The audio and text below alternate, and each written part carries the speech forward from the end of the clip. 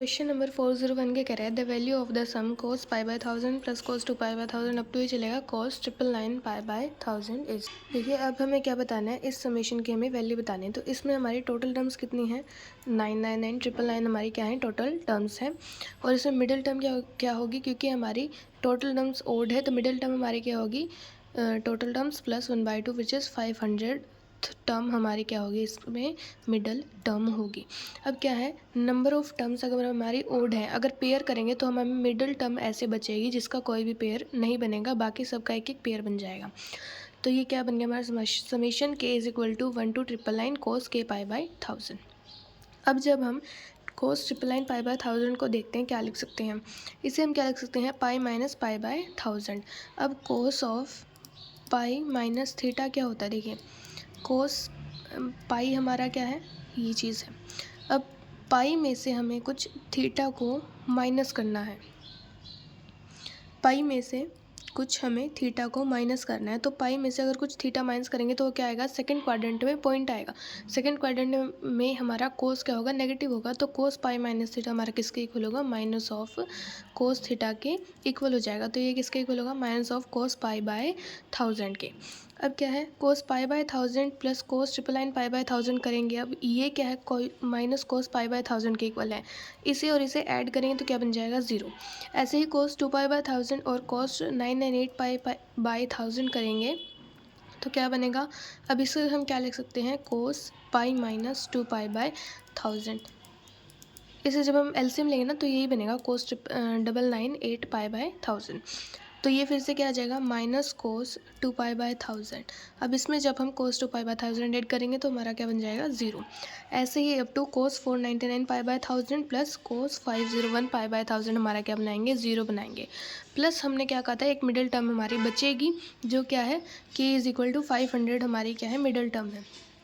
k को 500 put किया पाई by 1000, तो ये हमारा क्या आ गया, cos of pi by 2 which is cos pi bye 2 हमारा क्या होता है, 0।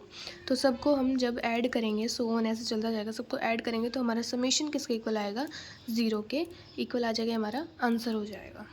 क्वेश्चन 401 के कह रहा है the sum 1 plus NC1 cos theta plus NC2 cos 2 theta plus up to NCN cos n theta equals. अब देखिए हमें ना इस समेशन की वैल्यू निकालनी है। अब एक बार हम देखते हैं कि मतलब 1 प्लस e की पावर आयोटा थीटा की पावर n का एक्सपेंशन हमारा किस टाइप का दिखेगा, वो दिखेगा हमारा NC0 प्लस NC1 e की power iota theta plus NC2 e की power iota 2 theta up to चलेगा NCN e की पावर आयोटा n थीटा। अब e की पावर आयोटा k थीटा कुछ भी हो, उसे हम क्या लिखेंगे, cos k theta plus iota sine k theta. ठीक है जी। तो इसे हम कैसे खोल सकते हैं, NC1 e की पावर आयोटा थीटा को हम कैसे खोलेंगे, NC1 cos theta plus iota sine theta. ऐसे ही NC2 e की पावर आयोटा 2 थीटा कैसे खोलेंगे, NC2 कोस 2 theta plus iota sign 2 theta. ठीक है जी, हाँ जी। अब तो जब हम यहाँ पे सबका रियल पार्ट देखेंगे, ऐड ऑन करेंगे सबको और उनका रियल पार्ट देखेंगे तो हमारा वो इसके इक्वल आ जाएगा। मतलब हमें क्या निकालना है, real part of 1 plus e की पावर आयोटा थीटा की पावर n का हमें क्या निकालना है, रियल पार्ट का रियल पार्ट हमें निकालना है। टोटल हमारा रियल पार्ट क्या होगा। अब देखिए e की पावर आयोटा थीटा क्या लिख सकते हैं, cos theta plus iota sine theta. अब देखिए हाफ एंगल फॉर्मूला लगाएंगे हम। हाफ एंगल फॉर्मूला पहले तो हम पता नीचे 1 प्लस कोस 2 थीटा हमारा क्या होता है, 2 कोस स्क्वायर थीटा होता है। थीटा 2 थीटा को जब हम थीटा से रिप्लेस कर देते हैं तो हमारे पास आ जाएगा 1 plus cos theta is equal to 2 cos square theta by 2। ऐसे ही हमारा साइन 2 थीटा क्या होता है, 2 sine theta into cos theta. 2 theta को थीटा से रिप्लेस करेंगे तो हमारे पास आ जाएगा 2 sine theta by 2 into cos theta by 2। जब यहाँ पे पुट करेंगे 1 प्लस कोस थीटा की value 2 cos square theta by 2, sine theta की 2 sine theta by 2 into cos theta by 2। दोनों से हम 2 कोस थीटा बाई 2 को हम कॉमन कर लेंगे, पावर n आ जाएगी हमारे पास। अंदर बच जाएगा कोस theta by 2 plus iota sine theta by 2 की पावर n। इसका हमें क्या निकालना है, रियल पार्ट निकालना है।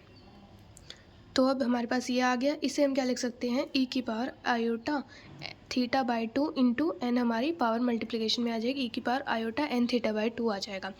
अब ये क्या है, हमारा रियल है, इसे हम बाहर लेके जा सकते हैं।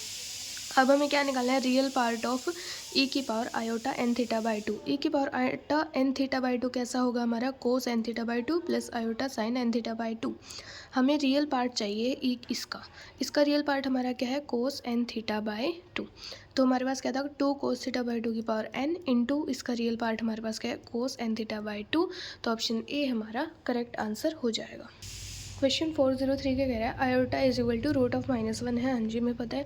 तो हम बताना है स्क्वायर रूट आयोटा और माइनस आयोटा के कितने कितने होंगे। अब देखिए स्क्वायर रूट हम स्क्वायर रूट निकालने का हमारा क्या होता है, ट्रिक क्या होती है कि z अगर a plus B iota type का है तो root of z, square root of z क्या होगा, प्लस माइनस दो स्क्वायर रूट आएंगे हमेशा। तो क्या होगा, root of mod of z plus real part of z by two plus iota into root mod of z minus real part of z by two, अगर हमारा इमेजिनरी पार्ट क्या है, z का पॉजिटिव है। अगर हमारा इमेजिनरी पार्ट ऑफ z क्या है, नेगेटिव है, तो root square root of z क्या आएगा, plus minus root of mod z plus real part of z by two minus iota into root of mod z minus real part of z by two. अब हमें क्या दिया हुआ है कि iota और माइनस आयोटा का हमें निकालना है रूट, स्क्वायर रूट। तो इसका क्या होगा, रियल पार्ट होगा 0 और इमेजिनरी पार्ट होगा 1 और मोड क्या है हमारे पास 1, मोड ऑफ z इसका आ जाएगा 1। तो यहाँ पे पुट करेंगे mode of z plus real part of z by two plus, क्योंकि हमारा इमेजिनरी पार्ट यहाँ पे पॉजिटिव है, इंटू में root mod of z minus real part of z by two. तो हमारे पास आयो z इज इक्वल टू, जब आयोटा लेंगे तो इसके हमारे पास क्या आ जाएंगे, दो स्क्वायर रूट्स आ जाएंगे। ऐसे ही z को जब माइनस आयोटा लेंगे तो इसका रियल पार्ट हमारा क्या हो जाएगा 0 और मोड ऑफ z क्या हो जाएगा 1। तो इमेजरी पार्ट अगर नेगेटिव है तो हम ये वाला फॉर्मूला लगाएंगे। तो यहाँ से भी हमारे z is equal to minus iota के कितने स्क्वायर रूट आएंगे, दो स्क्वायर रूट आ जाएंगे।